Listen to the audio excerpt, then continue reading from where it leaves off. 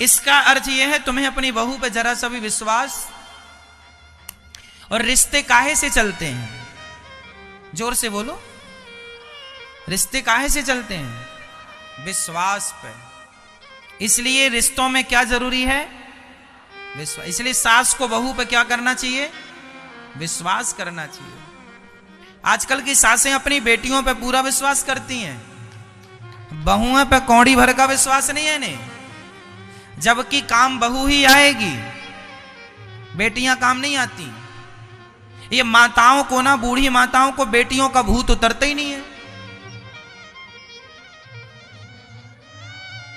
हाँ, मेरी मां बेटियों का भूत उतारो, बेटी अपने घर सुखी है, खुश रहेगी वो। तुम अपनी बहू पे ध्यान रखो, बहू से इतना प्यार करो, इतना प्यार करो कि बहू आपसे ही अपनी मां का प्यार पाने लग जाए।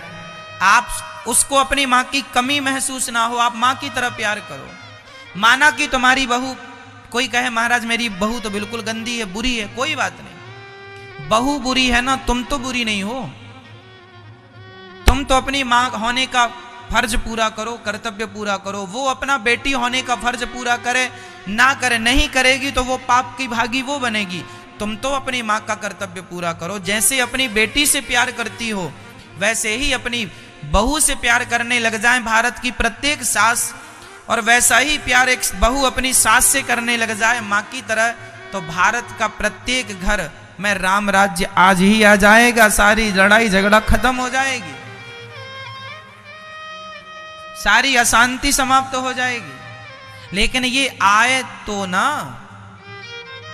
बहुत कम बहुएं ऐसी हैं जो मिलजुल के रहती हैं मां बेटी की तरह। अधिक बहुओं का मन सास से नहीं मिलता, सास का मन बहुओं से नहीं मिलता,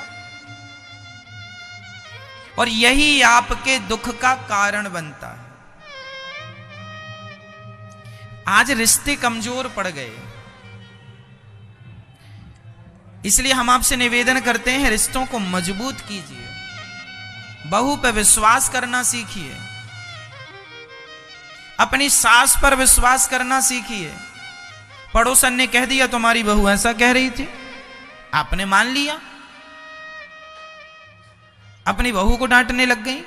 पड़ोसन ने कह दिया तेरी सास ऐसा कह रही थी, आपने मान लिया, सास के प्रति ईर्ष्या, घृणा, नफरत, द्वेष रखने लग गई। अरे बहन, एक बार कन्फर्म कर लो, हो सकता तुम्हारी पड़ोसन भड़का रही हो, झूठ बोल रही हो।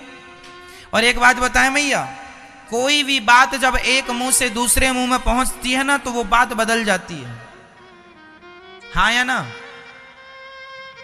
एक बात जब एक से दूसरे में जाती है और दूसरे से तीसरे में, तो वो बात, ओरिजिनल बात वहां तक नहीं पहुंचती, वो बदली हुई बात। जितना तुमने सुना उतना तुमने आगे कह दिया, जितना उतने समझा उसने उतना आगे कह दिया। बात थी कुछ और पहुंची कुछ और। आज समाज में क्या हो रहा है मैं आपको सुनाऊं। विचार नहीं है, केवल व्यवहार है। एक अंधे माता पिता थे, उनका एक बेटा था, छोटा सा था। मां भी अंधी थी और बाप भी अंधा था। मां जब रोटी बनाए तो बिल्ली आए और रोटी खा जाए, या रोटी ले जाए और दूध पी जाए। तो अंधी पत्नी ने अपने अंधे पति से कहा, सुनो जी, ये बिल्ली रोज परेशान करती है, एक काम करो, जब मैं भोजन बनाया करूं तो तुम यहां बैठ जाया करो कि लाठी लेकर, और लाठी पटका करो तो बिल्ली डर के मारे नहीं आएगी। तो जब भी पत्नी रोटी बनाती तो उसका पति लाठी पटकता दरवाजे में, बांस की लाठी फटी हुई, उसमें आवाज ज्यादा होती, फट फट फट, ऐसे ऐसे वो पटकता। अब पत्नी रोटी बनाए और ये लाठी पटके, इसका अंधा पति। छोटा सा बेटा देखता देखता बड़ा हुआ, और जब उसका विवाह हुआ तो जब उसकी पत्नी भोजन बनाने गई तो वो भी द्वार पे लाठी लेके बैठ गया, वो भी पटक रहा। उसकी पत्नी ने कहा क्या कर रहे हो? बोले हमारे घर की परंपरा है, महिला जब भोजन बनाती हैं तो पति लोग लाठी पटकते हैं। वो इतना मूर्ख था, वो ये नहीं समझा कि मेरे माँ बाप तो अंधे थे और वो मजबूरी के कारण ये करते थे, क्योंकि बिल्ली परेशान करती थी। लेकिन उस चीज को उन्होंने परंपरा मान ली। पत्नी भोजन बनाए तो वो लाठी पटके। तो ये क्या झूठी परंपरा बना ली ना। बस यही है आपके जीवन में, आप विचार नहीं करते, आप सुनते नहीं हैं, आप समझते नहीं हैं, आप डिस्कस नहीं करते हैं। किसी का कहा हुआ देखा, मान लिया, सुना। कई बार आंखों देखी बात गलत होती है, कई बार कानों सुनी बात गलत होती है, हाँ या ना। इसलिए कोई भी निर्णय लेने से पहले आंखों और कानों के ऊपर विचार होता है। विचार कर लो, हमने जो देखा क्या सही है। आंखों देखे भी गलत। एक बार बीरबल और अकबर के दरबार में आंखों देखी गलत हो गई। सुनो, एक बार अकबर का एक माली था। अकबर का माली पुष्पों की सेज बनाता था, पुष्पों का बिस्तर बिछाता था, गद्दे की जगह पुष्पों की सैया तैयार करता था, गुलाब की, कमल की, मोगरा की, चमेली की। एक दिन माली ने बढ़िया गुलाब का बिस्तर तैयार किया, बढ़िया गुलाब, खूब पंखुड़ियां बिछाई, और राजा साहब रोज गुलाब के मोगरा के बिस्तर में सोया करते थे, दोनों पति पत्नी। तो आज माली को लगा एक बार मैं भी तो रोज बिछाता हूं, एक बार मैं भी देखूं कितना सुख मिलता है। तो माली ने बिस्तर तैयार किया और जाके लेट गया। और लेटा तो बढ़िया हवा चली झरोखे से और नींद आ गई। माली सो गया और तभी रानी आई। रानी को लगा राजा सो रहे हैं तो रानी भी सो गई। सुनिएगा, रानी भी बगल में सो गई। अब राजा आए, राजा ने देखा राम राम मेरी पत्नी माली के संग सो रही है, बड़ा गलत है, मेरी पत्नी चरित्र से गिरी है। तुरंत दरबार लगाया, कहा मेरी पत्नी को फांसी की सजा दो। खबर बीरबल तक गई। बीरबल ने कहा महाराज क्या हुआ, आपकी पत्नी तो बड़ी सती है, सावित्री है, बड़ी पतिव्रता है, वो तो ऐसा कर नहीं सकती। राजा ने, ना हम तो किसी की नहीं सुनेंगे, हमने तो अपनी आंखों से देखा, एक बिस्तर पर सोते हुए देखा, ये मेरी पत्नी गलत है। बीरबल ने कहा महाराज एक बार आपकी पत्नी से पूछना जरूरी है। ना मैंने पूछने की क्या जरूरत, मैंने आंखों से देखा। बीरबल ने कहा महाराज आंखों देखी भी गलत हो सकती है। ना कैसे हो सकती है, मैंने देखा है। बीरबल ने पत्नी को बुलाया, क्या बात है। बोले मुझे लगा राजा सो रहे हैं, रोज की तरह मैं जाके सो गई। माली को बुलाया, क्यों रे तू क्यों सोया यहां पर। बोले महाराज मुझे लगा राजा साहब रोज सोते हैं, मैं ही बिस्तर तैयार करता हूं, मैं जरा सा लेटा था, नींद आ गई। अब कैसे निर्णय हो कि रानी शुद्ध है, कौन मानेगा। तब वहां चलो जहां बिस्तर बिछा है वहां चलो। राजा गए, रानी गई, सब गए और वहां देखा तो जहां माली सोया था वहां के गुलाब दबे हुए थे, जहां रानी सोई, जहां माली सोया वहां के गुलाब दबे थे, और दोनों के बीच में गुलाब, क्योंकि किसी का हाथ पांव पड़ा नहीं तो वो गुलाब ऊपर उठा हुआ था ज्यों की त्यों। तो उस बिस्तर की डिजाइन से, क्योंकि गुलाब है ना दब जाता है, उस पर पांव रखेगा दब जाएगा। लेट गए तो जितना लेटा था उतने लेटने का पूरा चित्र बना हुआ था नीचे। तब राजा को बीरबल ने दिखाया, महाराज देखो ये तो रानी लेटी थी यहाँ पर, इनका हाथ भी दिख रहा है कि इनका हाथ कहाँ से कहाँ तक था, पांव कहाँ से कहाँ। इन दोनों ने एक दूसरे को टच भी नहीं किया, क्योंकि यदि टच किया होता, मिले होते तो ये पुष्प गुलाब के दबे होते। पर देखो बिस्तर की आकृति बता रही है कि ये दूसरे एक दूसरे से मिले नहीं, केवल गलतफहमी हो गई है। आपने जो देखा है वह गलत है। तब से ये सिद्ध हो गया कि आंखों देखी भी गलत हो सकती है, आंखों देखा भी गलत होता है। आंखों देखी पर भी क्या चाहिए, जोर से बोलो, आंखों देखी पर भी क्या चाहिए, विचार चाहिए। विचार करो सही क्या है गलत क्या है, उसे निर्णय तक पहुंचो। अब ये थोड़ी कि तुमने देखा और शुरू फांसी पे लटका दो ना जी। आंखों देखी भी गलत हो सकती है और कानों सुनी भी गलत हो सकती है। तुम्हारी पड़ोसन तुम्हारी सास को, तुम्हारी बहू को तुम्हारे खिलाफ भड़का सकती है, इसलिए दूसरों के कहने पर आपस के रिश्ते ना तोड़ लिया करो मेरी मां, ये तो मूर्खता है। कैकई ने दशरथ जी से नहीं पूछा था कि तुमने हमें क्यों नहीं बताया कि राम जी को राजा बना रहे हैं। कैकेयी ने दशरथ जी से डिस्कस नहीं किया, डिस्कस किससे कर लिया? मंथरा से। दूसरों की बातों में आ गई और अपने रिश्तों को उसने, दशरथ जी कह रहे थे कि मैं तुझे सरप्राइज देना चाह रहा था, इसलिए तुझे मैंने बाद में निमंत्रण ये बताना चाह रहा था कि कैकेयी को तो मैं खुद बताऊंगा, क्योंकि कैकेयी बार बार कहा करती थी कि राम को राजा बनाओ, राम को राजा बनाओ। तो दशरथ जी ने आज घोषणा कर दी राम को राजा बनाएंगे, पर सबको आदेश दे दिया कैकेयी को कोई सूचना ना देगा, क्योंकि सरप्राइज मैं दूंगा। तो दशरथ जी सरप्राइज देने आए थे, आने वाले थे, लेकिन आए तब तक तो मंथरा ने सरप्राइज दे दिया। मंथरा ने कान भर दिए कि देखो तुम्हें तो बताया ही नहीं। वो ये नहीं सोच रही है कि दशरथ जी ने हमें सरप्राइज देने के लिए हमसे लेट कहा, पर मंथरा तो कान भर दी। और देखो उसने मौके का फायदा उठा लिया और कान भर दिए। कैकेयी को दशरथ जी समझा रहे हैं कि ये बात गलत है जो तुम सोच रही हो कि मेरे अंदर भरत के प्रति कोई कपट है। ना जी, कोई कपट नहीं है, जैसा मेरा राम है वैसे ही मेरा भरत है। लेकिन देखो भड़का दिया और भड़काने के कारण रिश्ते टूट गए। इसलिए मेरी मां आंखों देखी और कानों सुनी भी सच्ची नहीं होती। विचार जरूरी है, विवेक जरूरी है, विचार करना जरूरी है। इसलिए बच्चों को संस्कार दो और विचारवान बनाओ।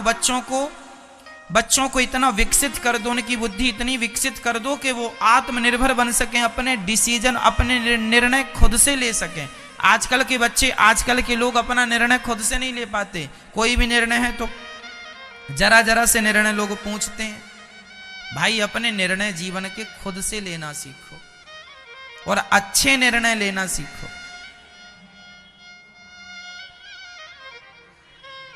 भरत जी के, ऋषभदेव जी के ज्ञान से उनके पुत्र भरत जी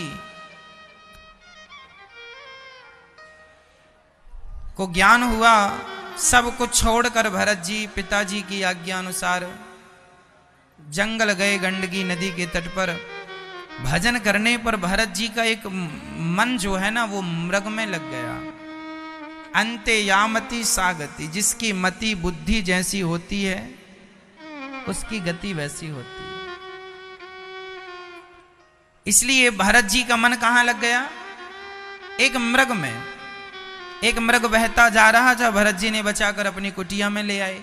अरे किसी मृग की जान बचाए भरत जी, ये तो बिल्कुल बुरा नहीं था। गलती कहां होगी? भरत जी उस मृग से प्यार करने लग गए। किसी भी व्यक्ति से हम प्यार ना कर लें, किसी भी वस्तु से हम अटैच ना हो जाएं, किसी व्यक्ति से हम दिल ना लगा लें, किसी व्यक्ति से हम मन ना लगा लें। कहां मन लगाना है, कहां दिल लगाना है, जरा विचार। मैं फिर कहता हूं, हर चीज विचार की है। आजकल के लोग किसी से भी दिल लगा लेते हैं, किसी से भी मन लगा लेते हैं। ना जी, किसी से भी शादी कर लेते हैं। ना जी, शादी करने के पहले विचार हो किससे शादी करना है। प्यार करने के पहले विचार हो किससे प्यार करना है। सबसे प्यार नहीं, सबसे विवाह नहीं, उचित अनुचित नहीं, हर चीज विचार की है, समझ की है। अब ये समझ आ जाए तो सब ठीक है, और नहीं आए तो सब परेशान है बेचारे। भरत जी ने एक मृग से प्यार कर लिया है। मैया, ओ मैया जगाओ।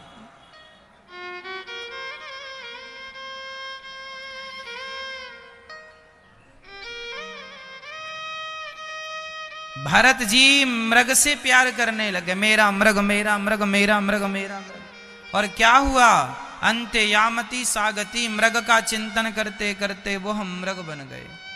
जब भरत जी का शरीर पूरा हुआ तो वह मृग की योनि में आ गए, क्योंकि चिंतन किसका किया था? मैया जी, ओ मैया। भरत जी ने मरते समय चिंतन किसका किया था? मृग का। इसलिए उन्हें क्या बनना पड़ा? मृग बनना पड़ा।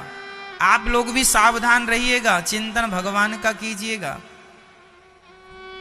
भरत जी मृग योनि से छूटे, अंत में उन्होंने राजा तीसरा जन्म मनुष्य का पाया, राजा रहुगण को दिव्य उपदेश उन्होंने दिया है। भगवान का नाम लेके अजामिल ने अपना कल्याण किया है। 28 प्रकार के नरकों का वर्णन है। श्री इंद्र ने वृत्तासुर का उद्धार किया है, भगवत धाम को गए हैं वह। एक बार प्रहलाद जी भगवान की छोटी सी उम्र में भगवान का भजन करने लग गए। कौन? श्री प्रहलाद जी। यदा देवेषु वेदेषु गौषु विप्रेषु साधुषु धर्मे मयि च विद्वेष सवा आशु विनश्यति। प्रहलाद जी छोटी सी उम्र में भगवान का भजन करने लग गए थे। इनके पिता हिरण्यकश्यपु बड़े दुष्ट प्रकृति के थे, रोका करते थे, क्यों भजन कर रहा है, क्यों नाम जप रहा है, खूब खूब खूब कहते थे, कुछ भी जो मन में आए। एक बार तो मारने के लिए ध्रुव जी को आग में फेंक दिया। होलिका बहन लेकर बैठ गई, पर होलिका जल गई, प्रहलाद का बाल भी बांका। भगवान, अच्छा ध्रुव जी प्रहलाद जी को आग ने क्यों नहीं जलाया? क्यों नहीं जलाया मेरी मां? क्योंकि उनके रक्षक कौन थे? भगवान। और भगवान उनके रक्षक बने क्यों? क्योंकि उन्हें भगवान पर कितना विश्वास था? जितना आपको है, क्या इतना था? जितना आपको भगवान पर विश्वास है, क्या इतना विश्वास प्रहलाद जी को था? मैया मैया बोलो कुछ, मेरी मां बोलो। जितना विश्वास आपको है भगवान पर, इतना प्रहलाद जी को था? इससे ज्यादा था। कितना ज्यादा? कितना ज्यादा? कितना ज्यादा? बहुत ज्यादा। तो आपका बहुत ज्यादा विश्वास क्यों नहीं है? किसने रोका है? जितना विश्वास प्रहलाद जी का था, इतना विश्वास आपका हो जाए तो लिख के दूंगा, आपके लिए भी खंबे से भगवान प्रकट होंगे। पर वो विश्वास नहीं हो पा रहा। हम सांसारिक तुच्छ प्राणी हैं। हम लोग विश्वास करते हैं, पर हमारे विश्वास उस कोटि का विश्वास नहीं है जिस कोटि का विश्वास श्री प्रहलाद जी का था। इसलिए मेरी मां, जितनी शक्कर डालोगी ना, पानी उतना मीठा होता चला जाएगा। जितना विश्वास भगवान पे बढ़ाओगी, उतने खुशियों की मिठास बढ़ती जाएगी, आनंद की मिठास बढ़ती जाएगी। इसलिए विश्वासो ही फलदायक।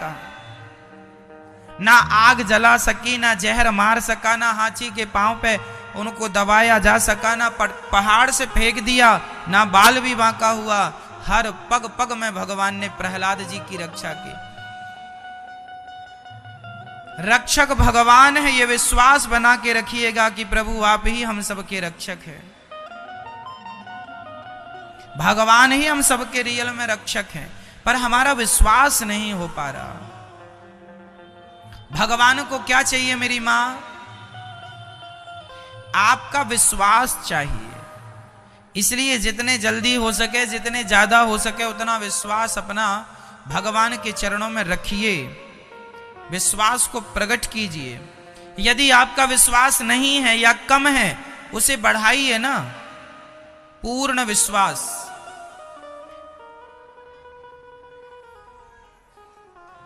अच्छा ये बताओ, आप लोगों को घर परिवार की चिंता टेंशन रहती है कि नहीं? हाँ या ना? किस किस को टेंशन है, चिंता? हाथ उठाओ, उठाइए हाथ। नहीं, घर पर तो टेंशन चिंता रहती है। रहती है तो हाथ उठाओ। जरा सा भी रहती है घर पर, कभी भी कहीं भी रहे तो हाथ उठा लो। चलो, टेंशन चिंता है। अब ये बताओ, भगवान पर विश्वास किस किस को है? अब हाथ नीचे करो। अब एक काम करो, अपना मुंह फुलाओ ऐसे। और अब ठहाका लगाओ। अब ये दोनों काम एक साथ करके दिखाओ। मुंह फूल जाए और ठहाका लग जाए, क्या ये दोनों काम एक साथ हो सकते हैं? नहीं हो सकते। जैसे मुंह फुलाना और ठहाका लगाना दोनों एक साथ नहीं हो सकते, उसी तरह आप कह रहे हैं कि हमें चिंता भी है और कह रहे हैं हमें विश्वास भी है। यदि विश्वास भगवान पर है तो चिंता नहीं हो सकती, और चिंता है तो विश्वास में कमी है, विश्वास नहीं हो सकता। दिन और रात दोनों एक साथ नहीं रह सकती, या दिन रहेगी या रात रहेगा, दोनों एक संग नहीं रह सकते। अंधकार और प्रकाश दोनों एक साथ रह ही नहीं सकते, या अंधकार होगा या उसी तरह या विश्वास होगा या चिंता। आप कहते हैं महाराज जी हमें चिंता है, हमें टेंशन है, घर परिवार की जिम्मेदारियां हैं। अरे चिंता, यदि विश्वास किया है तो प्रभु जब मैंने अपने आप को आपके चरणों में सौंप दिया, समर्पित कर दिया, तो फिर मैं तो आपका हो गया, तो मेरी चिंताएं, मेरी टेंशन भी आपकी। अब आप जानो और आपका काम जाने। मैं तो आपका नाम लेना जानता हूं, मैं तो आपके चरणों में शरणागति करना जानता हूं, आपका होना जानता हूं। आपका जब हो गया तो फिर अब आप जानो, परिवार, बेटी का विवाह आप कराओ, बेटे का विवाह आप कराओ, घर में दाल रोटी नहीं है उसकी व्यवस्था आप करो, मैं नहीं करूंगा। मैं कर्म करूंगा ईमानदारी से, मैं कर्म करूं, पर इस विश्वास से कि मेरे कर्म का प्रतिफल भगवान देंगे। मैं ये नहीं कहता कि तुम अकर्मण्य होके बैठ जाओ, ना जी, कर्म खूब करना, काम खूब करना, पैसा खूब कमाना, लेकिन ये विश्वास बनाए रखना कि जो मिल रहा है ये भगवत इच्छा से। आज तुम्हें 10,000 रुपए मिला, ये समझ लो भगवान की इच्छा है। आप तुम्हें 20,000 मिला, भगवान की इच्छा है। और आज तुम्हें कुछ भी नहीं मिला, भगवान की इच्छा है। मिल रहे हैं तो भी प्रसन्न रहो, और नहीं मिल रहे हैं, भगवान पे विश्वास करो। हमारी बेटी और हमारे बेटों का विवाह, हमारी बेटों की जिम्मेदारी हमारे सिर पर नहीं है, किसके सिर पे है? आप लोग जबरदस्ती अपने सिर पे लिए घूमते हैं।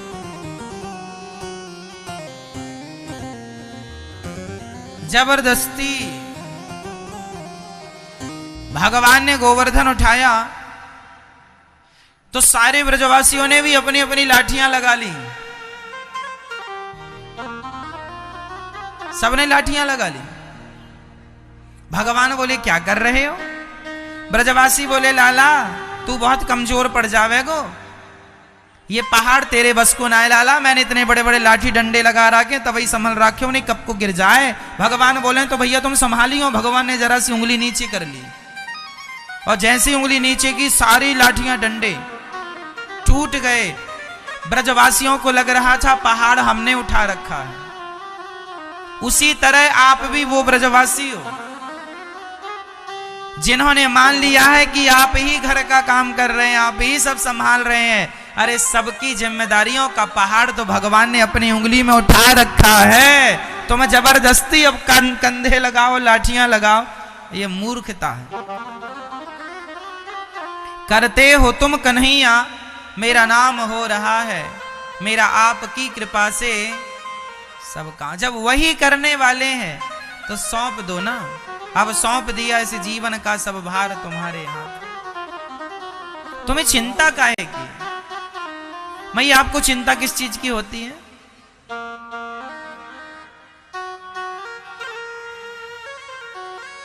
ये अब छोड़ दो ये सब नहीं कर, सोचोगी नहीं चिंता तो भी होगा। आपको चिंता बेटी के विवाह की है, आपको चिंता बेटे के विवाह की है, आपको चिंता घर की है, परिवार की है। चलो आप यदि नहीं रहे, मर गए, तो क्या आपकी बेटी का विवाह नहीं होगा? क्या बेटे का विवाह नहीं होगा? क्या घर में दाल रोटियां नहीं बनेगी? क्या घर में दीपावली और होली का उत्सव नहीं होगा? सब होगा। इसलिए कहता हूं सब कुछ भगवान कर रहे हैं, तुम जबरदस्ती मरे जा रहे हो। जबरदस्ती परेशान है आज का आदमी। आनंद से रहा करो, खूब भजन करो भगवान का, खूब बढ़िया आनंद से खाओ पियो, मौज करो। देखो मैया कैसे बड़ी भैया बात कर रही है आराम से, कोई चिंता ही नहीं होने की, कथा चल रही है भैया, बढ़िया निश्चिंत है। ऐसा निश्चिंत होना चाहिए, कोई टेंशन नहीं। हमें सुनने ही नहीं महाराज, आप कुछ भी बताओ, हम तो आवाज की गुटर घूमे लगे हैं।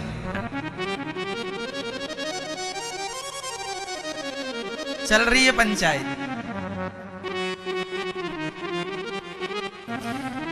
जीवन में सदा भगवान पर विश्वास। अच्छा चलो ये बताओ, आपके चाहने से क्या होता है?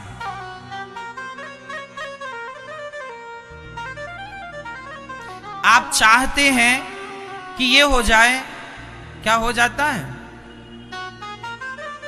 आप चाहते हैं ये हो जाए, हो जाता है? बस ये बताओ आपके चाहने से क्या हो जाता है? बोलो क्या होता है? हमारे और आपके चाहने से क्या होता है? सवाल का उत्तर दो मेरी मां। कुछ नहीं होता। आपके चाहने से कुछ नहीं होता, यही सत्य है। इसलिए आप जबरदस्ती परेशान हैं, टेंशन ले लेके। तुम्हारा चाहा, तुम्हारा सोचा नहीं होगा। तुम कर्म करते रहो, फल परमात्मा देते रहेंगे। वो परमात्मा चाहेंगे कि क्या होना है वो जानते। एग्जाम देना मेरा कर्म है, पर एग्जाम क्लियर होना ये ईश्वर के हाथ। तुम मेहनत करो, होगा ना होगा ये ईश्वर के हाथ में। कर्म में तुम 100% आगे रहो। किसान खेत में बीज बोता है, किसी के खेत में 10 कुंटल होता है, किसी के खेत में 8 कुंटल होता है, किसी के खेत में 12 कुंटल। बताओ जी, खाद पानी तो सब किसानों ने बराबर डाला, पर किसी के में 12 हुआ, किसी के में 8 ही हुआ। क्यों हुआ? ऐसा होता है कि नहीं, मुझे बताओ। बगल वाले के खेत में कम होता है और उसके बगल वाले के खेत में ज्यादा हो जाता। क्यों जी? हाँ या ना? क्यों? यदि तुम्हारी कर्म से ही, तुम्हारी मेहनत से ही तुम्हें मिलना है, तो फिर मेहनत तो तुमने ज्यादा की, तुम्हें ज्यादा मिलना चाहिए। मेहनत तुम करो, कर्म तुम करो, फल परमात्मा के हाथ में है। वो कितना देंगे वो वही जानते हैं, वो तुम नहीं जान सकते। और तुम जबरदस्ती परेशान हो रहे हो।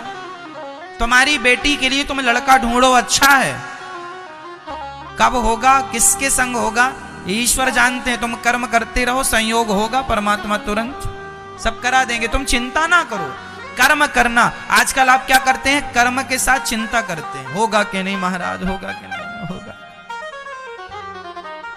होगा कि नहीं होगा। होगा, धैर्य रखो। हुई है सोई जो राम रची राखा, वही होगा जो परमात्मा को मंजूर होगा। सब उसी के हाथ में है। और आप लोग जबरदस्ती परेशान है, टेंशन ले लेके मर रहे हैं, चिंता कर करके। कई लोग डिप्रेशन में हैंग हुए घूम रहे हैं। काहे की चिंता भैया तुम्हें? काहे का डिप्रेशन? तुम्हारे हाथ में कुछ है तो काहे तुम मर रहे हो? तुम्हारे हाथ में ही कुछ होता तो तुम बुढ़े ही ना होते, जवान ही बने रहते। शरीर भी तुम्हारे हाथ में नहीं है। होता तो हम बूढ़े होते ही ना, जवान रहते सदा। हमारे हाथ में क्यों, कौन है, क्या है तुम्हारे हाथ में?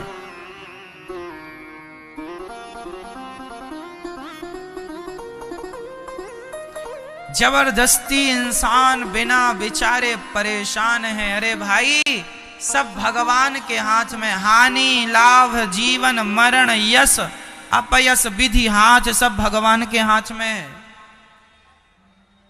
कब तुम्हारा घर बनेगा, कब नहीं बनेगा, जिसके भाग्य में जितना धन होता है उतना ही मिलता है। कोई किराए के मकान में रहता है और किसी किसी के खुद के 4-4 बंगले होते हैं, खुद के। तो किसी के पास बहुत धन है, किसी के पास बिल्कुल नहीं है। तो आप कहें महाराज हमारे पास तो नहीं है, उनके पास बहुत है। उनके भाग्य में जितना था, उन्होंने जैसा कर्म किया था वैसा फल उन्हें मिल रहा है। जैसा कर्म तुमने किया था पिछले जन्म में, वो वैसा फल तुम्हें मिल रहा है। सब कर्मों का फल भोग रहे हैं, जो किया था वो पा रहे हो। इसलिए निश्चिंत होकर आनंद से कर्म करो और चिंताएं छोड़ दो। आज से आप चिंता नहीं करेंगे। काहे की चिंता? बेटी के विवाह की नहीं, बेटे के विवाह की नहीं, घर बनेगा कि नहीं ये चिंता ना करो, अच्छे नंबर आएंगे कि नहीं ये चिंता ना करो, पढ़ाई करो बस। महाराज जी हमारा व्यापार सफल होगा कि नहीं, व्यापार करो, मन लगा के काम करो, सफल होगा नहीं होगा ईश्वर जानते हैं। तुम कर्म करते रहो भैया, परिणाम पे अभी ना जाओ, ईश्वर परिणाम देंगे। तुम अपना काम करो मस्ती से, मन लगा के। समझ रही हो मेरी मां? तो आज से आप लोग चिंता नहीं करेंगे। कौन कौन नहीं करेगा हाथ उठा के बता दो, हमें कंफर्म कराओ। चिंता नहीं करेंगे। चिंता के बदले में एक काम करेंगे। क्या? चिंता नहीं, भगवान का चिंतन करेंगे। हे प्रभु, हे नारायण, हे श्रीमन नारायण, आप ही हमारे पालनहार हो और आप ही हमारे रक्षक हो। बोलो हे श्रीमन नारायण, आप ही हमारे पालनहार हो, आप ही हमारे रक्षक हो। बोलो हे श्याम सुंदर, आप ही हमारे पालनहार हो और आप ही हमारे रक्षक हो और आप ही हमारे परिवार के रक्षक हो, बच्चों के, सबके आप ही हो। माता पिता सबके परमात्मा ही हैं। त्वमेव माता च पिता त्वमेव, त्वमेव बंधुश्च सखा त्वमेव, त्वमेव विद्या द्रविणम त्वमेव, त्वमेव सर्वम मम। हे नाथ, आप ही सब कुछ हो। जैसे आप हमें चलाएंगे वैसे हम चलेंगे, जैसे आप रखेंगे वैसे हम। फिर देखो जीवन में कितना आनंद होगा। लेकिन हम लोग ये सब बातें भूल जाते हैं। हम फिर चिंता करने लग जाते हैं। भगवान पे विश्वास कर लो मेरी मां।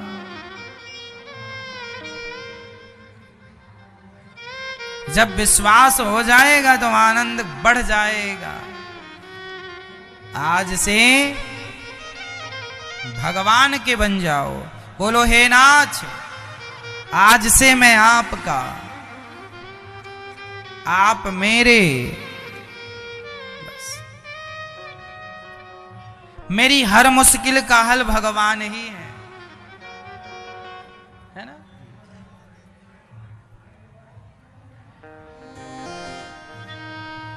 मेरी हर मुश्किल का हल कौन?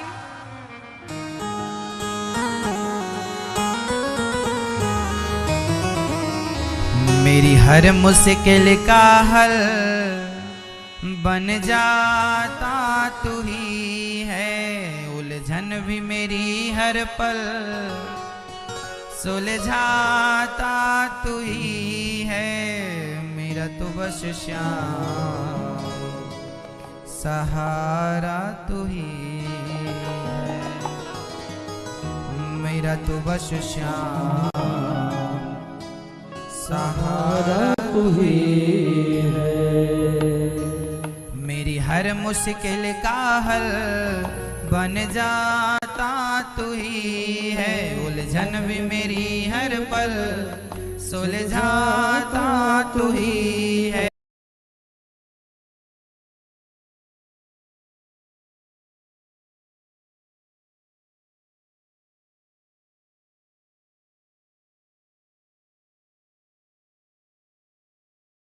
मुश्किल का हल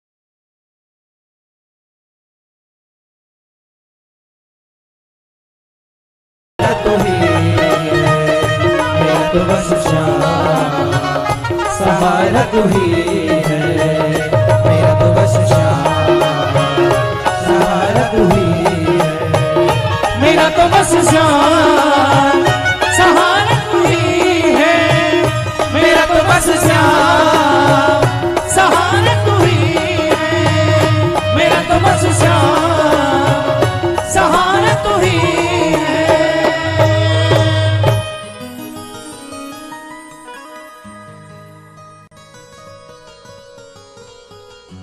मेरी हर मुश्किल का हल बन जाता तू ही है, उलझन भी मेरी हर पल सुलझाता तू ही है, मेरा तो बस श्याम सहारा तू ही है। बोलो मेरे संग, मेरा तो बस श्याम सहारा तू ही है।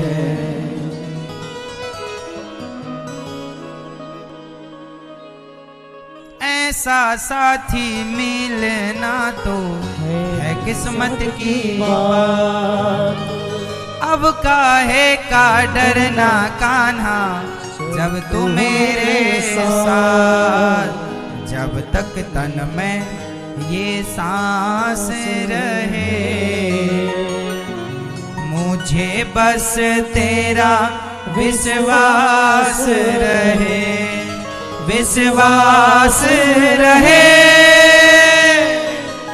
मुझे सही गलत का भेद बतलाता तू ही है, मतलब जीवन का मुझे समझाता तू ही है, मेरा तो बस श्याम सहारा तू ही है, मेरा तो बस श्याम सहारा तू ही है।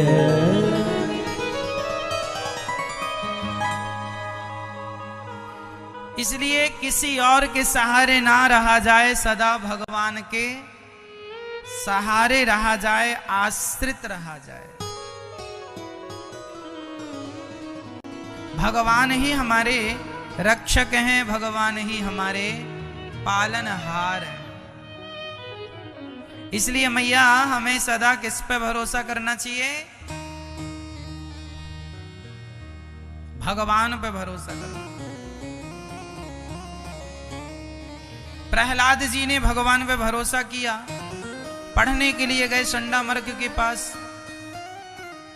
ये प्रहलाद जी की कथा बड़ी अद्भुत है, जानते हैं? प्रहलाद जी के पिताजी एक बार तपस्या करने गए थे जंगल, तो वहां भगवान एक तोते का रूप बन के आए और भगवान बोले नारायण नारायण नारायण नारायण नारायण भगवान कहने लग गए। हिरण्यकश्यपु ने कहा ये तो मेरे दुश्मन का नाम ले रहा है। हिरण्यकश्यपु को लगा मेरे दुश्मन का नाम ले रहा, अपशगुन हो गया, वापस आ गया, आज मैं तपस्या नहीं करूंगा, आज का दिन अच्छा नहीं है, ऐसा हिरण्यकश्यपु ने कहा। पत्नी कयाधु ने कहा आज क्यों आ गए, जल्दी भगवान मिल गए। बोले ना आज तो कोई अपशगुन हो गया। क्या अपशगुन हो गया? बोले आज एक तोते ने कहा नारायण नारायण नारायण। पहली बार आज कयाधु ने अपने पति के मुंह से नारायण का नाम सुना और भगवान का चिंतन करते करते उसी रात कयाधु गर्भवती हो गई। और भगवान का चिंतन करते करते जब गर्भाधान हुआ तो भगवान का भक्त पैदा हो गया, प्रकट हो गया। इसलिए कहते हैं कि गर्भाधान के समय माता पिता को सावधान होना चाहिए।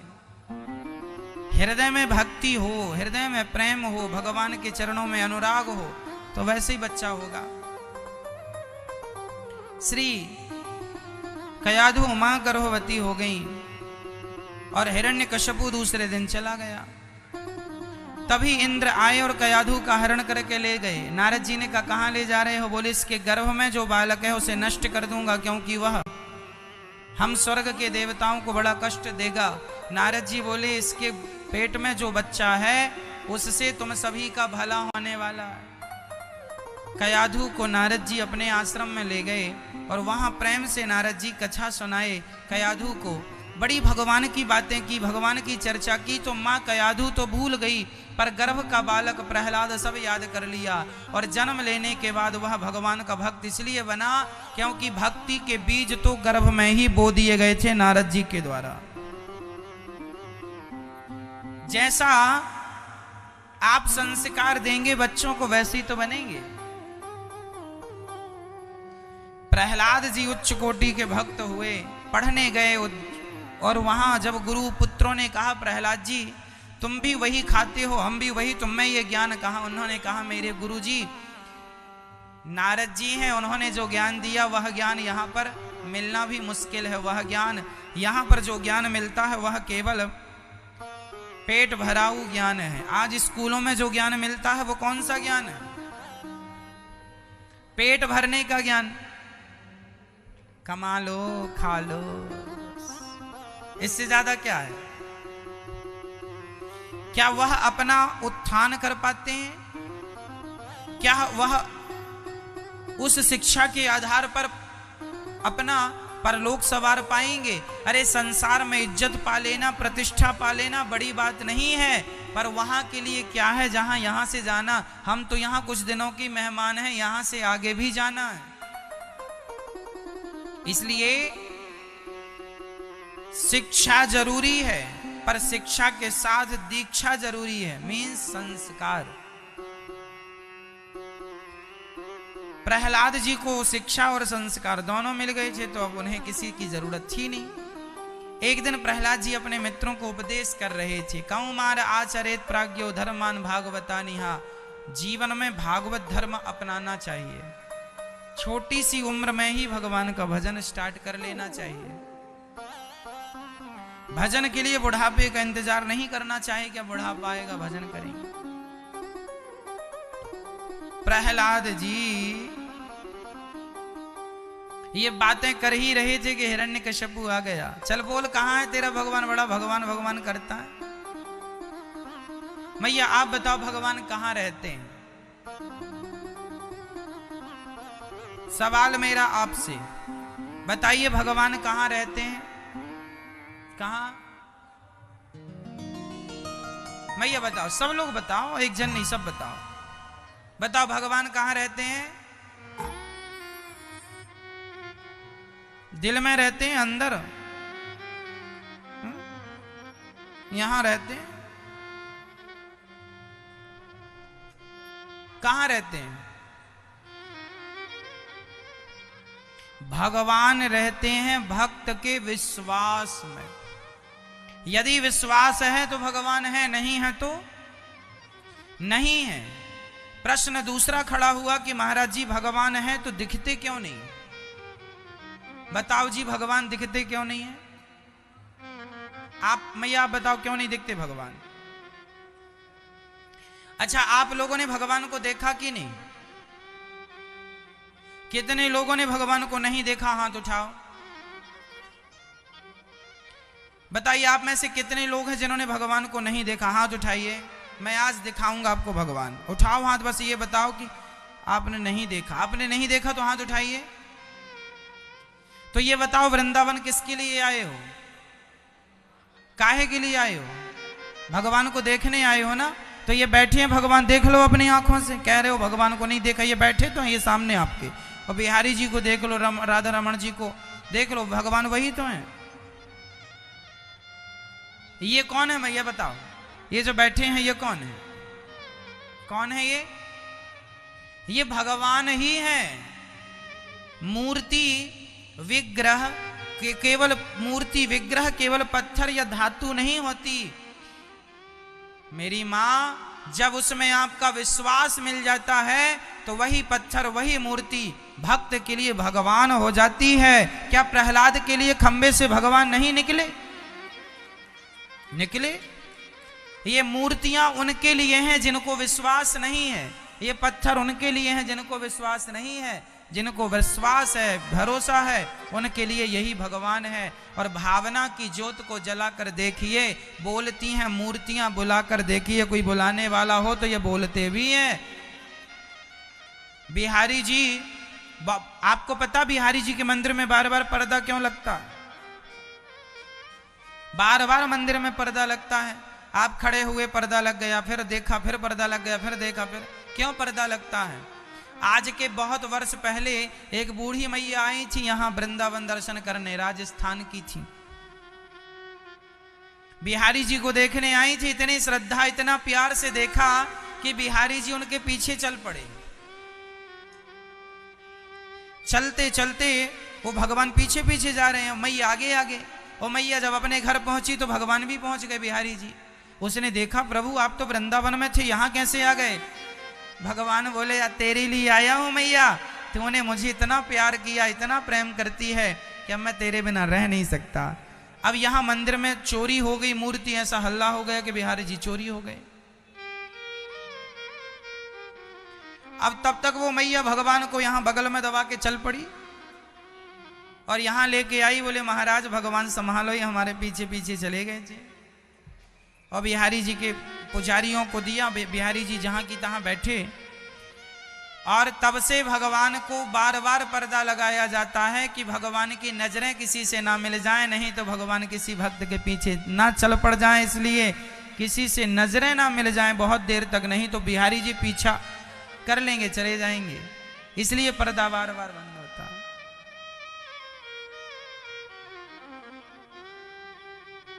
प्रिय भक्तों, मूर्ति जब श्रद्धा और विश्वास होता है तो ये बात भी करते हैं।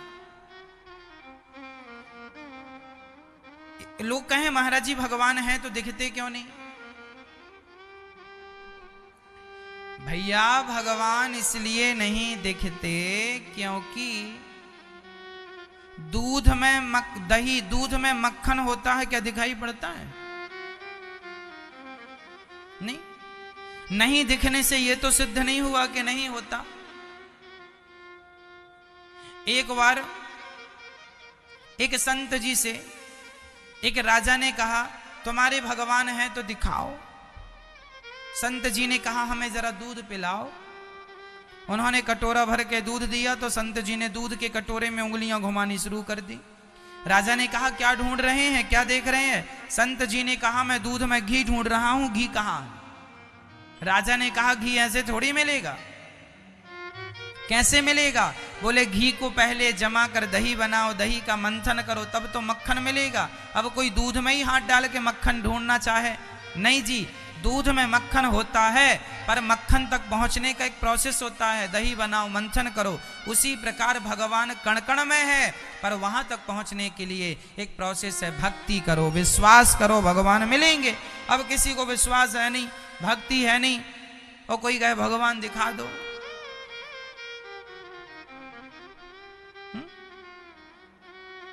अच्छा ये बताओ, आपके कमर में, आपके सिर में दर्द होता है कि नहीं? कभी कभी दर्द होता है। क्या दर्द दिखाई पड़ता है? अरे आपको कभी ना कभी कहीं ना कहीं तो दर्द हुआ होगा। जब दर्द होता है तो क्या दर्द हमें दिखता है? दर्द होता है पर दर्द को दिखाया नहीं जा सकता, केवल उसका अनुभव किया जा सकता है। उसी प्रकार कृष्ण एक दर्द है, उस दर्द को देखा नहीं जा सकता। भक्ति करोगे तो उस दर्द का अनुभव किया जा सकता है। ईश्वर का अनुभव तो हो सकता है, दिखाने का विषय नहीं है ये।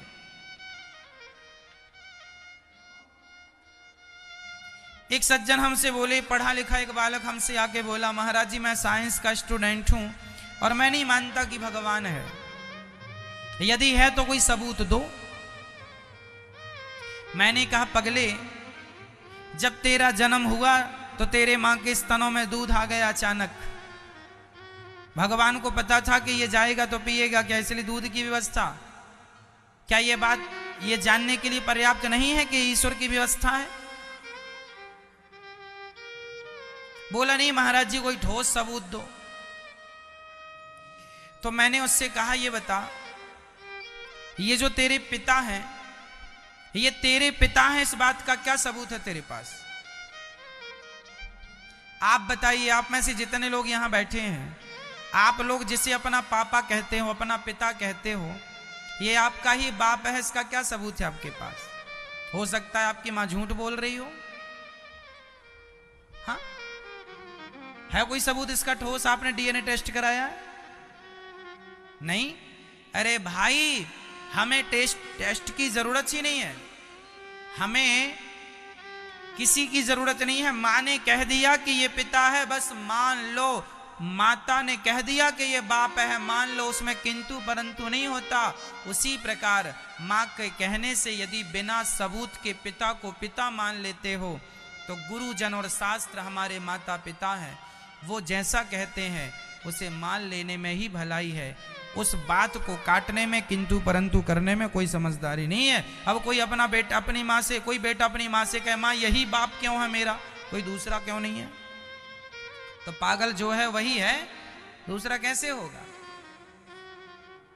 इसका कोई प्रमाण नहीं है कि यही आपका पिता है, पर आप प्रमाण ना होने पर भी विश्वास सारी जिंदगी करते हैं कि ये मेरा पिता है। उसी तरह भगवान पे भी पिता की तरह विश्वास कर लो कि यही मेरे भगवान है।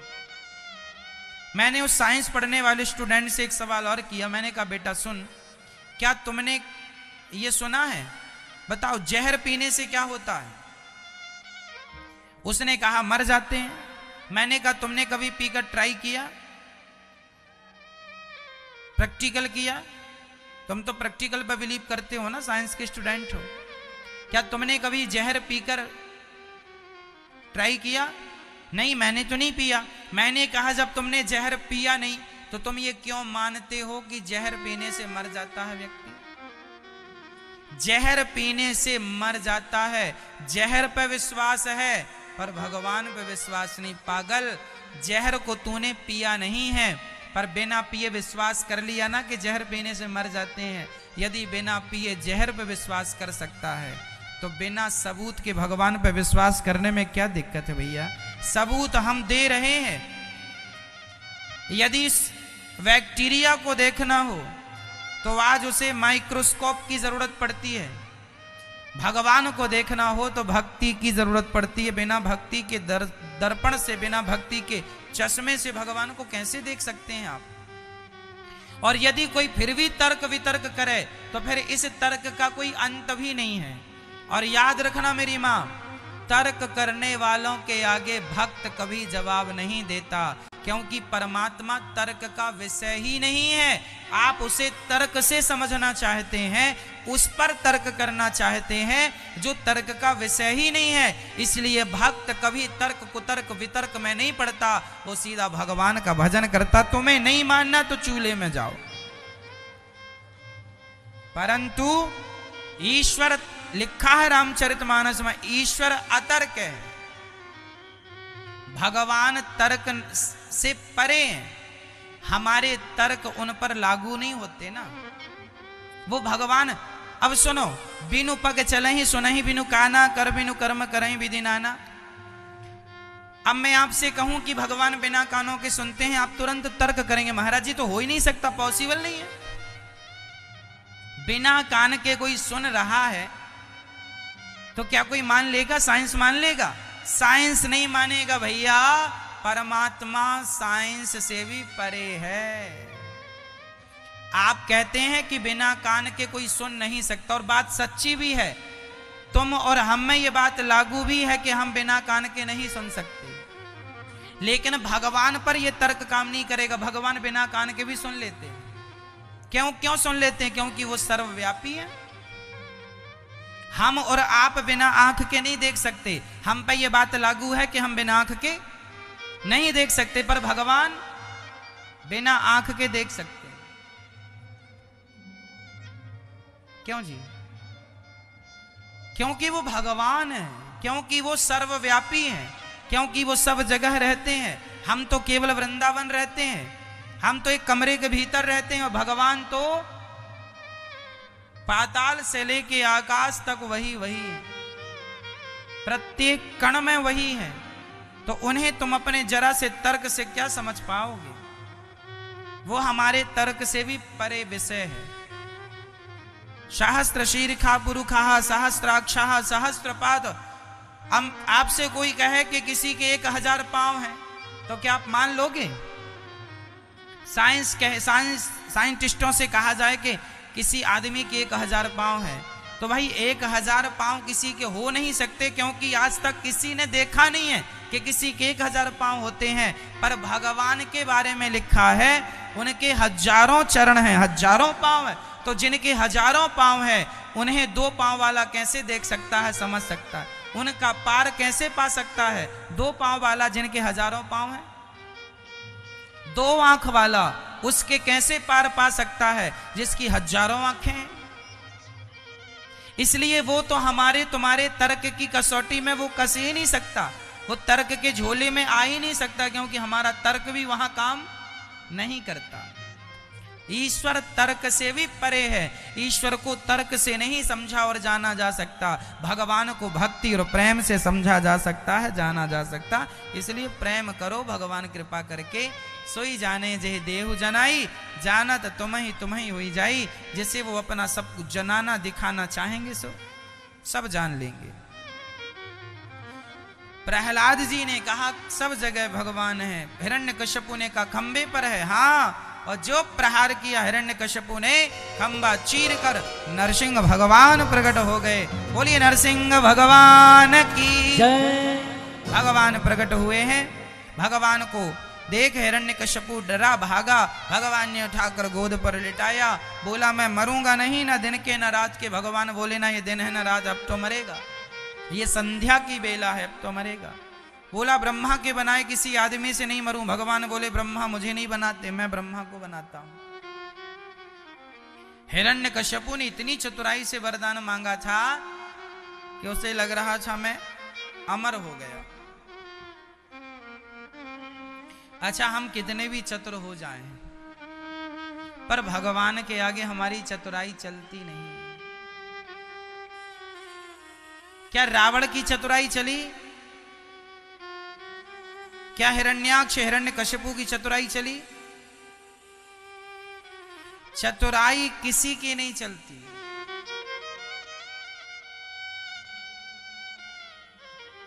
इसलिए चतुर ना बनो, भक्त बनो।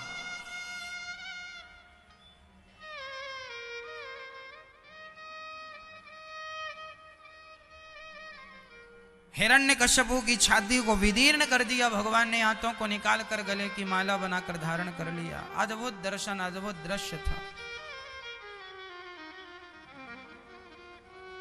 ध्रुव जी महाराज की पावन कथा, अब प्रहलाद जी का पावन चरित्र। भगवान ने हिरण्यकश्यपु को मारकर प्रहलाद से कहा बेटा कुछ मांगो, स्तुति की ना, सब डर के भाग गए, कुछ मांगो। प्रहलाद जी ने कहा प्रभु कभी कुछ मांगने की इच्छा ही ना हो, यही वरदान चाहिए। प्रहलाद जी भगवान के कौन से भक्त थे? निष्काम भक्त थे। कौन से भक्त मेरी माँ? भक्त 2 प्रकार के होते हैं, एक सकाम मतलब कामनाएं लेकर के, मुझे ये दे दो, मुझे वो दे दो, भिखारी टाइप के मांगने वाले। और एक भक्त होते हैं निष्काम, जिन्हें कुछ नहीं चाहिए। आपको भगवान से क्या चाहिए बताओ? आप लोग मांगते हो कि नहीं भगवान से? महाराज बहू के बेटा हो जाए, बच्चे की नौकरी लग जाए भगवान, हे भगवान घर बन जाए, हे भगवान काम लग जाए, हे भगवान पैसे आ जाएं। आप लोग यही तो मांगते हैं। इससे ज्यादा आप क्या मांगेंगे? आपका इससे ज्यादा आपकी बुद्धि नहीं है, इससे ज्यादा आप मांगेंगे क्या? लोगों की बुद्धि सीमित है ना, वो कहां तक जाएगा, क्या क्षमता है, भगवान को सब पता है। सामान्य बातें हैं, बेटा मांग लेना, बहू मांग लेना, ये क्यों मांग, ये तो सब चारा भूसा है, ये तो मिलेगा ही। भाग्य में तुम्हारे पैसा है मिलेगा, पत्नी है मिलेगी, पति है मिलेगा, पुत्र है मिलेगा, ये सब भाग्य पर निर्भर करता है। तुमने अच्छे पुण्य किए होंगे, तुम्हें बेटा बहू सब कुछ मिलेगा, घर दौलत सब मिलेगी। भगवान भाग्य से नहीं मिलते, बेटा भाग्य से मिलता है, पैसा भाग्य से मिलता है, परिवार भाग्य से मिलता है, पर भगवान भाग्य से नहीं मिलते। भगवान तो पुरुषार्थ से मिलते हैं।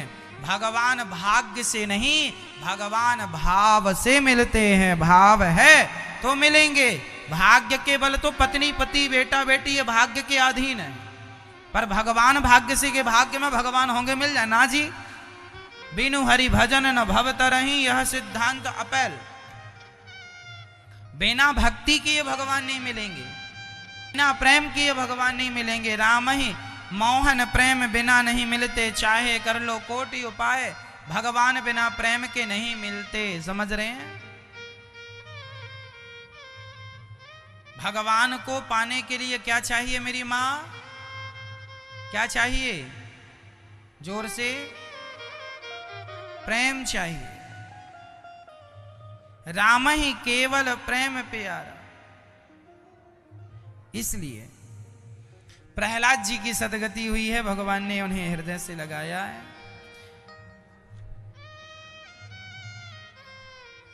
एक बार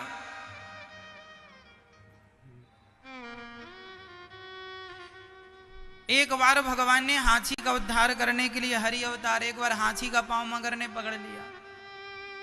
एक हाथी था, वो पानी में नहाने गया, मगर ने पांव पकड़ लिया। अच्छा भैया, आप लोगों का पांव मगर ने तो नहीं पकड़ा?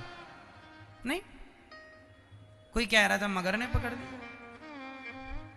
एक मैया हमसे बोली, महाराज जी कच्छा में आ तो जाते मगर, देखो पांव पकड़ा मगर ने। कच्छा में आ तो जाते मगर, महाराज जी कच्छा वृंदावन आके सुन तो लेते मगर, पांव किसने पकड़ लिया? तो ये मगर तब भी पकड़ता था, ये मगर अब भी पकड़ रहा है। मगर तो हाथी का पांव किसने पकड़ लिया? मगर ने। हाथी को ले डूबा पानी में। तुम्हारा ये आलस्य है ना, भगवान के भजन में तुम लेट कर रहे हो। समय हो गया है भक्ति का। उठ जाग मुसाफिर भोर भई, अब रैन कहां तू सोवत है। जागो, भगवान में लगो, अपनी मेहनत करो मन लगाकर। लेकिन आज का व्यक्ति, उसका पांव मगर ने पकड़ा। महाराज जी सवेरे 5 बजे उठ तो जाते मगर, महाराज जी शराब तो हम छोड़ देते मगर,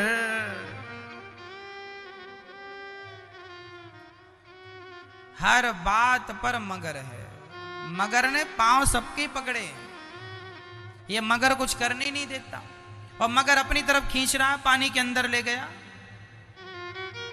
और हाथी का शरीर डूब गया। सूंड बची तो एक कमल का पुष्प तोड़ कर दिया भगवान को। हाथी की पत्नियों ने कहा, हाथी ने बुलाया, पत्नी बचाओ, बेटा बचाओ। पत्नियां भाग गई बेचारी, बेटे भाग गए।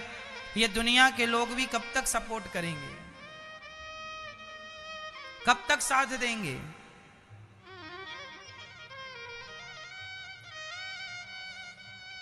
सब अपना स्वार्थ सिद्ध करने के लिए तुम्हारे पास हैं, है ना मैया? सब स्वार्थी हैं। स्वार्थ लाग करें सब प्रीति, सुर नर मुनि जन की यह रीति। बताओ, सब स्वार्थी हैं या नहीं? बोलो हाँ या ना। ये हो सकता है कोई ज्यादा है कोई कम है, पर स्वार्थी सब हैं भगवान। बेटा स्वार्थी होता है, पत्नी भी स्वार्थी होती है, पति भी स्वार्थी होता है। सब अपने स्वार्थ के बस में है। पत्नी मर जाए तो पति दूसरा विवाह कर लेता है। क्यों जी? क्योंकि अब उसका स्वार्थ पूरा हो नहीं रहा। उसे तो अपने स्वार्थ से मतलब था, पत्नी से थोड़ी मतलब था। पत्नी से मतलब होता तो पत्नी तो मर गई, दूसरी पत्नी करने की क्या जरूरत थी? मतलब पति से होता तो पति चला गया, फिर दूसरे पति की क्या जरूरत थी? अब तुम्हारा स्वार्थ पूरा नहीं हो रहा है। हर व्यक्ति स्वार्थ से जुड़ा है।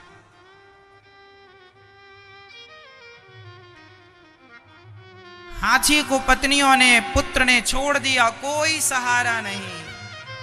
तब हाथी ने सूंड उठाकर भगवान को याद किया, ओम नमो भगवते तस्मै यत एतत् चिदात्मकम पुरुषायाद बीजाय परेशाया भी धीमहि। हे प्रभु मेरी रक्षा कीजिए, अब कोई सहारा नहीं है।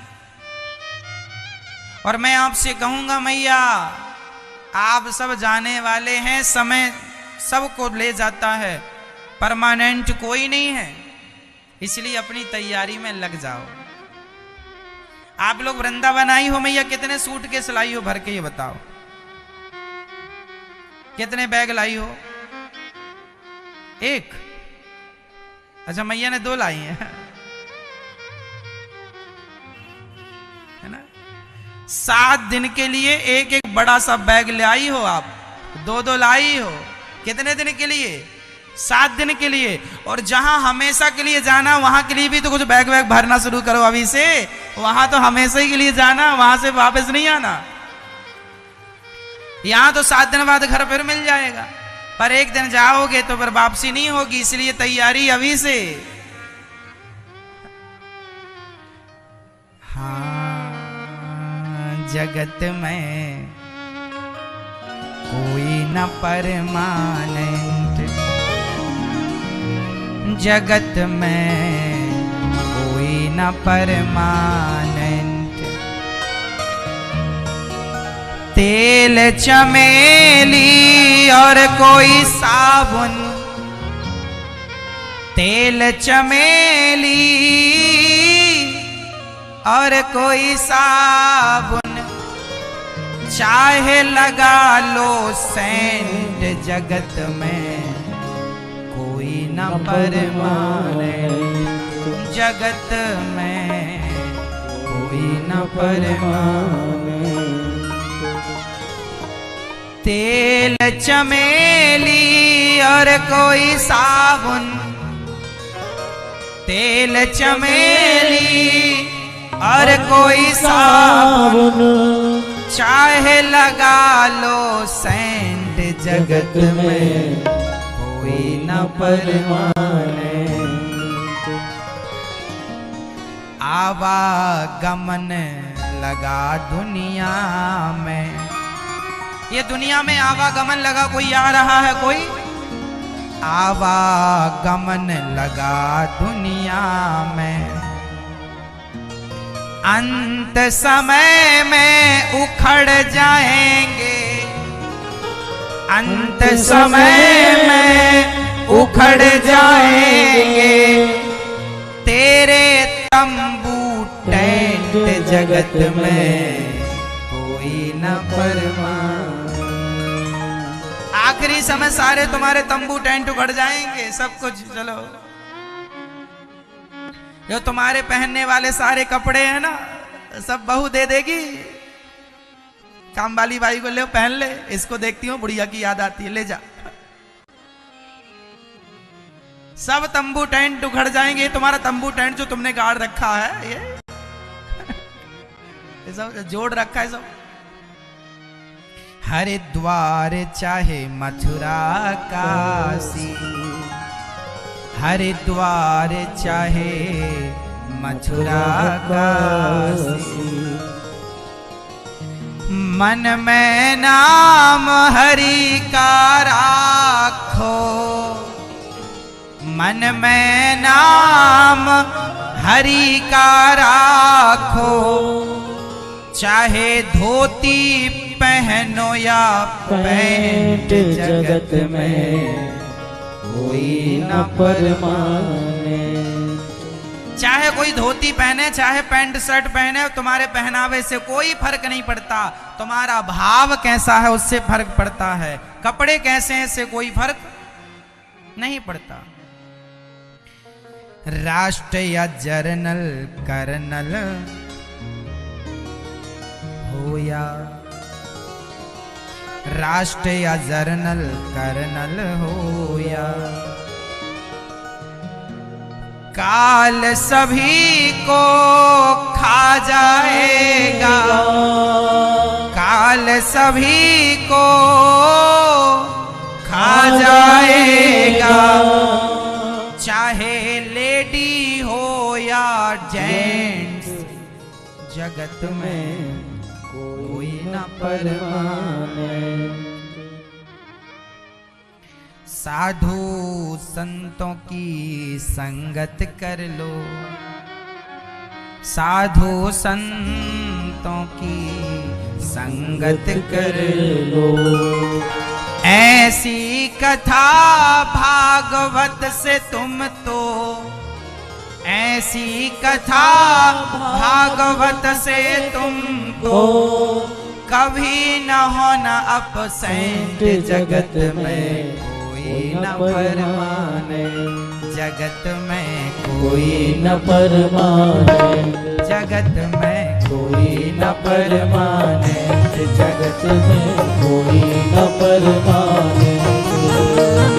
तेल चमेली और कोई साबुन, तेल चमेली और कोई साबुन, तेल चमेली और कोई साबुन, तेल चमेली और कोई साबुन, चाहे लगा लो सेंट। जगत में कोई न परमाने, जगत में कोई न परमाने।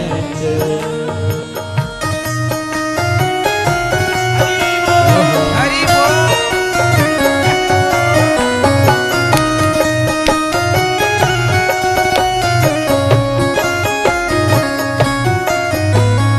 आवागमन लगा दुनिया में, आवागमन लगा दुनिया में, आवागमन लगा दुनिया में, आवागमन लगा दुनिया में, आवागमन लगा दुनिया में, आवागमन लगा दुनिया में। अंत समय में उखड़ जाएंगे, अंत समय में उखड़ जाएंगे, अंत समय में उखड़ जाएंगे तेरे तंबू टेंट। जगत में कोई न परमाने, जगत में कोई न परमाने।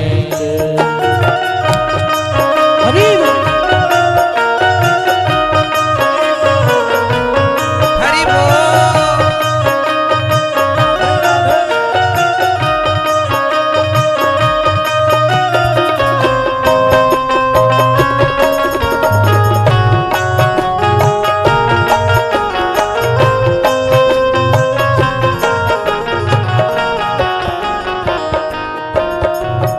हरिद्वार चाहे मथुरा काशी, हरिद्वार चाहे मथुरा काशी, हरिद्वार चाहे मथुरा काशी, हरिद्वार चाहे मथुरा काशी, हरिद्वार चाहे मथुरा काशी, हरिद्वार चाहे मथुरा काशी।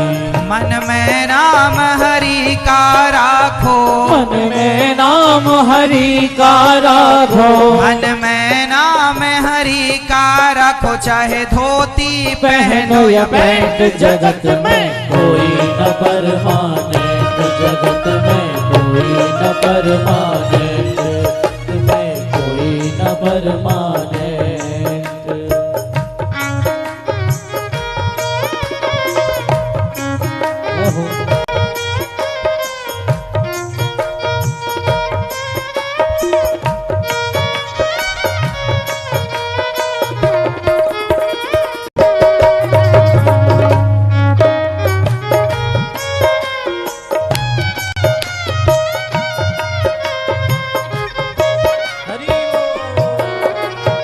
राष्ट्रीय जर्नल कर्नल हो या, राष्ट्रीय जर्नल कर्नल हो या, राष्ट्रीय जर्नल कर्नल हो या, राष्ट्रीय जर्नल कर्नल हो या।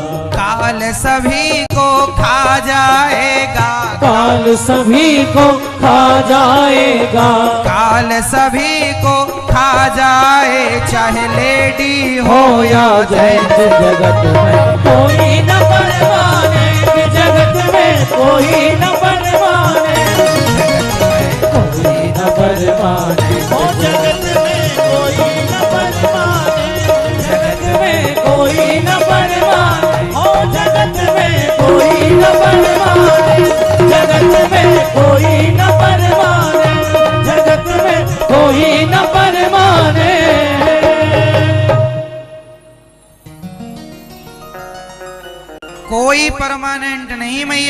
हाथी ने भगवान को पुकारा, कोई नहीं सुना, भगवान ने सुनी। अंत में सुनना भगवान को ही है, इसलिए हम हाथ जोड़ के कहते हैं बाद में पुकारोगे, अभी से पुकारना शुरू कर दो, काम वही आएंगे। हाथी के पांव को मगर ने पकड़ा, कमल का पुष्प तोड़कर उन्होंने भगवान को दिया। पुष्प का नाम है सुमन, सुंदर मन भगवान को समर्पित किया हाथी ने। भगवान आए, हाथी का कल्याण हुआ। हाथी का तो मोक्ष हुआ, पांव पकड़ा मगर ने, उसका भी कल्याण हुआ। इसके बाद भगवान ने समुद्र मंथन किया। धनवंतरी कच्छप मोहिनी अवतार धारण किए भगवान ने। समुद्र मंथन से भगवान ने सबसे पहले जहर निकला। देवताओं राक्षसों ने वासुकी नाग की रस्सी बनाई, वासुकी नाग की रस्सी, पर्वत रखा, मंदराचल पर्वत, और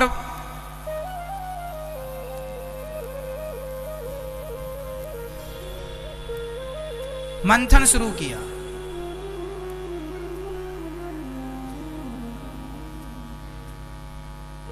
भाई ये देखो, हवा जा रही है, ठीक है, चेक करो ने बेटा। हाँ ठीक है।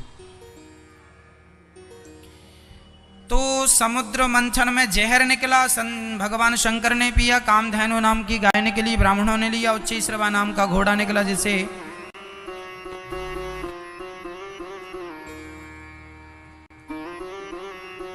बलि ने लिया। ऐरावत नाम का हाथी निकला, जिसे इंद्र ने लिया। कौस्तुभ मणि निकली, जिसे भगवान ने धारण कर ली। अंत में धनवंतरी भगवान प्रकट हुए, देवासुर संग्राम हुआ। मोहिनी भगवान ने देवताओं को अमृत पिलाया। राहु केतु की भी पावन कथा है। राजा बलि 99 यज्ञ पूरे कर लिए, तब वामन भगवान भिखारी बन के पहुंचे। भगवान की लीलाएं देखो कितनी मधुर हैं। भगवान अपने भक्त को मारते नहीं। उसके घर में क्या बन के पहुंचते हैं? भिखारी। वामन भगवान आज क्या बन गए? राजा बलि के यहां गए और 3 पग भूमि मांगी। 3 पग देने का हाँ किया तो भगवान ने 3 पग में सब नाप लिया। भगवान चाहते तो राजा बलि को युद्ध करके पराजित कर देते, सब छीन लेते, क्या कर लेता, लेकिन नहीं। भगवान कहते हैं दान करने वालों का मैं भी सम्मान करता हूं, और देने वालों के घर तो भगवान भी लेने के लिए पहुंच जाते हैं किसी ना किसी रूप में। इसलिए देने वाला बड़ा होता, इसलिए परमात्मा ने देने के लायक बनाया है, तो हमें देना चाहिए।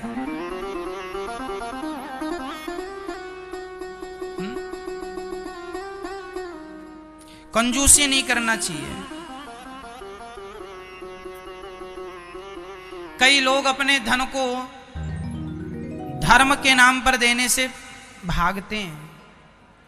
देखो पैसे खर्च होने ही हैं। धन की 3 ही गतियां हैं, दान, भोग और नाश। पैसा है तो दान कर लो या उसका उपयोग कर लो, नहीं करोगे दोनों तो तीसरा पैसा नष्ट हो जाएगा, कुछ हो जाएगा। पैसे की यही गतियां हैं। पैसा क्या करता, सुनो।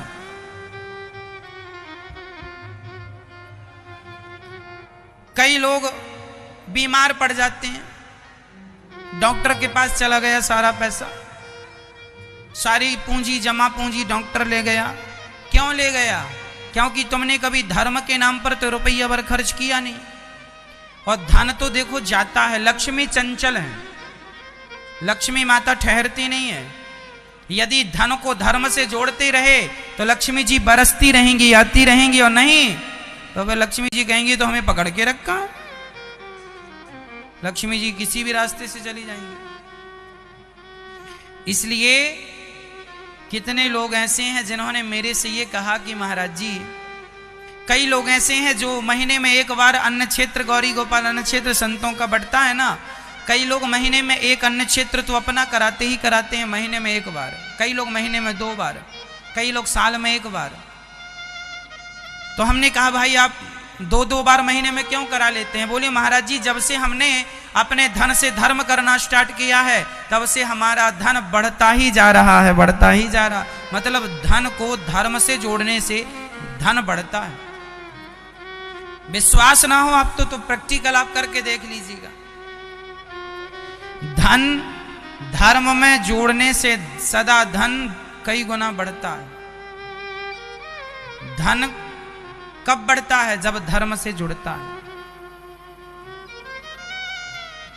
इसलिए जरूरी नहीं है कि हम बहुत ज्यादा दें, जिस लायक विधाता ने बनाया उस प्रकार से दो। 1 रुपए देने के लायक हो 1 रुपए देना, 1000 देने के लायक हो 1000 देना, 1 लाख देने लायक ईश्वर ने बनाया है तो 1 लाख भी देना। 10 लाख देने लायक बनाया है 10 लाख दीजिए। करोड़ रुपए देने के लायक परमात्मा ने बनाया है, करोड़ दीजिए। क्योंकि आप जितना देते हैं ईश्वर उतना आपको उसका ब्याज सहित कई गुना करके ईश्वर देते हैं। हम देते हैं सो पाते हैं। आज बहुत लोग बहुत अमीर हैं और बहुत लोग बहुत गरीब हैं। क्यों? कोई बहुत अमीर क्यों हो गया? क्योंकि उसने किसी जन्म में बहुत दान पुण्य किया होगा तो आज अमीर के घर पैदा हुआ। पैसे की कोई कमी नहीं है क्योंकि धन दान किया। और कई लोग बिल्कुल रोटियों को मर रहे हैं, तरस रहे हैं कि महाराज जी रोटी भी नसीब नहीं हो रही है, धन नहीं है, पैसा नहीं है। मतलब तुमने कभी दान पुण्य नहीं किया, इसलिए गरीबी है। अब कर लो थोड़ा ही सही। चलो कुछ भी नहीं कर सकते हो ना, घर में 1 मुट्ठी चींटियों को आटा डाल दिया करो। चींटी को आटा डालना भी दान है, कुत्ते को रोटी खिलाना भी दान है, और गौ माता की रोटी, पहली रोटी गौ माता की निकालना दान है। तुम कुछ नहीं देने के लायक हो तो चुटकी भर आटा उठा के चींटियों के बीच में धुरक दो, चींटियां खाएंगी, वह भी दान है। किसी के पेट में तुम्हारी मेहनत की रोटियां जाती हैं, अन्न जाता है, और जब उसकी भूख मिटती है, जब सामने वाला तृप्त होता है तुम्हारे द्वारा, तो ईश्वर भी तुम्हें तृप्त कर देता है धन धान्य से। तुम किसी को तृप्त करोगे तो ईश्वर तुम्हें तृप्त करेगा। तुमने नहीं किया, तुम भी भूखे परेशान हो।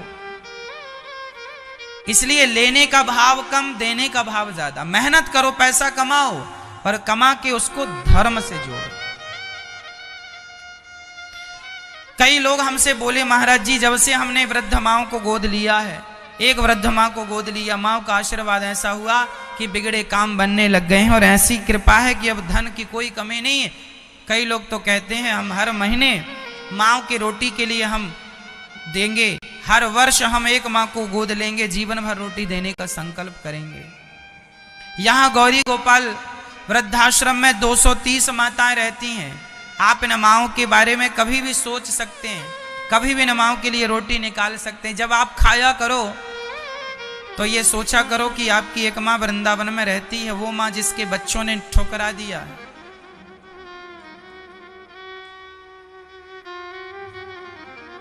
यहां ऐसी ऐसी माएं रहती हैं जिनके कोई सहारा नहीं है। एक मैया ने आज हमसे बताया, बेटा हम 7 महीने से यहां रह रहे हैं, हमारे बेटे का आज तक कोई फोन नहीं आया। एक मां ने बताया कि हमें हमारा बेटा ही यहां गौरी गोपाल वृद्धाश्रम में छोड़ के गया है। बेटा, हमने पूछा क्यों छोड़ के गया? बोले बहू खाना नहीं देती। तो बेटे को लगा कि माँ तो मर जाएगी, मेरी पत्नी मार डालेगी। तो मैंने कहा बेटा डांटता नहीं है अपनी पत्नी को? बोले पत्नी बहू बेटे को मारती है, पत्नी पति को मारती है। तो बेटे को लगा माँ मर जाएगी, ये भी मारती है मुझे, तो माँ को फिर यहाँ छोड़ के गया। जब पत्नी को सद्बुद्धि देंगे भगवान तब वो बेटा अपनी माँ को लेके जाएगा। अब पता नहीं कब सद्बुद्धि जन्म में आती है कि नहीं। लो, ऐसी ऐसी बहुएं हैं कि सास को भी रोटी नहीं देती, वो पति 3-5 करे तो उसे भी मारती है। ले प्रसादी।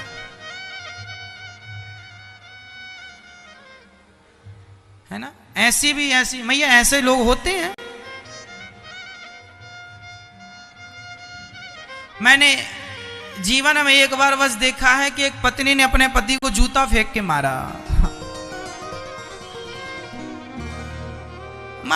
बेचारा भाग गया तो लगा नहीं तो लगता भी।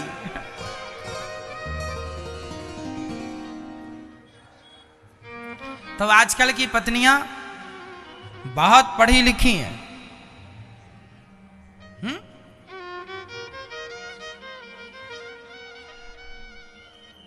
ये वो शिक्षा है जिसमें शिक्षा तो है पर संस्कार नहीं।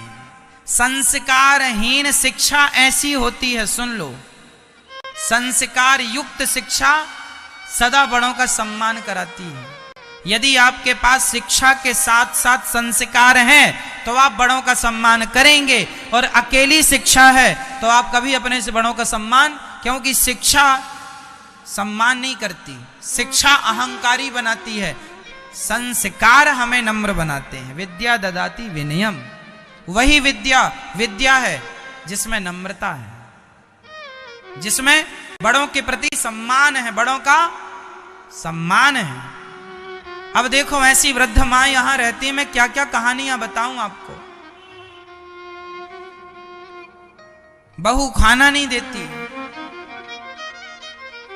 मां ने आज मेरे से बताया कि महाराज जी मैं लगभग 20-25 दिन बिस्किट खा खा के जिंदा रही हूं। बहू ने भोजन तक नहीं दिया।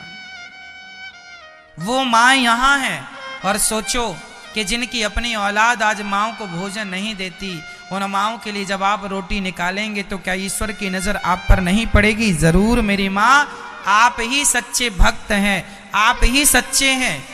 आप लोग ही जब इन माओं पे दया करते हैं, आप लोगों के हृदय में दया करुणा जागती है, तो इन माओं की सेवाएं होती हैं। और आप ही नहीं करोगे इन माओं की सेवा, आप ही नहीं सोचोगे इन माओं के बारे में, आप ही फिक्र नहीं करोगे इन माओं की, आप ही इन्हें नहीं अपनाओगे तो फिर कौन अपनाएगा? इसलिए मुझे बताओ, ईश्वर ने आपको देने के लायक बनाया है कि नहीं? हाँ या ना? बनाया है। अरे कुछ नहीं दे सकते। एक मैया मेरे पास 10 रुपए लेकर आई, बोले महाराज जी भाव बहुत ज्यादा है कि मैं अन्न क्षेत्र अपनी ओर से बंटवाऊं, संतों को भोजन